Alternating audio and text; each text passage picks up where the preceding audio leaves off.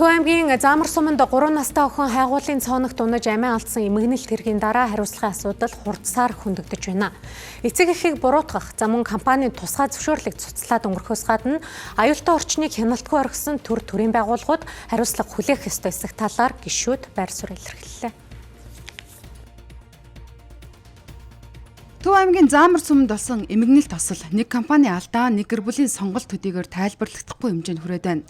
Хэн нэгнийг буруутгаад асуудлыг хаах гэсэн байр суурь улс төрийн маргаан дунд илүү тодолж, харин хариуцлагын гол эзэн хаана байна вэ гэсэн асуулт улам бүтгэрч байна. Эцэг эхийг шүүмжилж болно, компанийг буруутгachж болно. Гэхдээ тэдний аль аль нь хяналт тавих, эрсдлийг арилгах эрх мэдэлтэй бүтэц биш.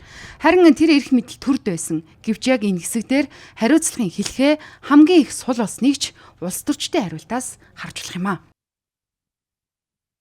Эцэг эхийн буруу гэж би бол бодохгүй байна. Эцэг эх нэг тийм санаатаагаар одоо ингээл хүүхдээ алдаг гэж хин ч гэсэн бодохгүй шүү дээ. Мэдээжсэн хин ч гэсэн хараад явж байгаа. Өнөөдөр тэр цаоног хэрвээ нөхөн сэргээлтийгтэй бүглэгдсэн байсан бол ийм зүйл болохгүй л. Хамгийн гол хариуцлага бол эцэг эхийн орлоготой ажилтай байлгаж чадаагүй.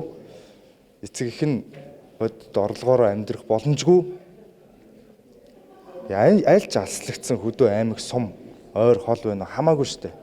Тэнд хүн амьдарч байгаа тохиолдолд амьдрах боломжгүй байгаа нь манай бидний л гэж хэлээ те. Бидний одоо өнөөдрийг хүртэл 30 жил байж байгаа л царай байхгүй да. Тэрний буруу хамгийн гол буруут нь бол тэр шүү. Бид нар нэг рүүгээ чихэл одоо байгаад гэж болохгүй шүү. Хамтарсан байгаа л хэвчээ. Үнэн шүү. Тэг үнэн шүү. Яригдж байгаа.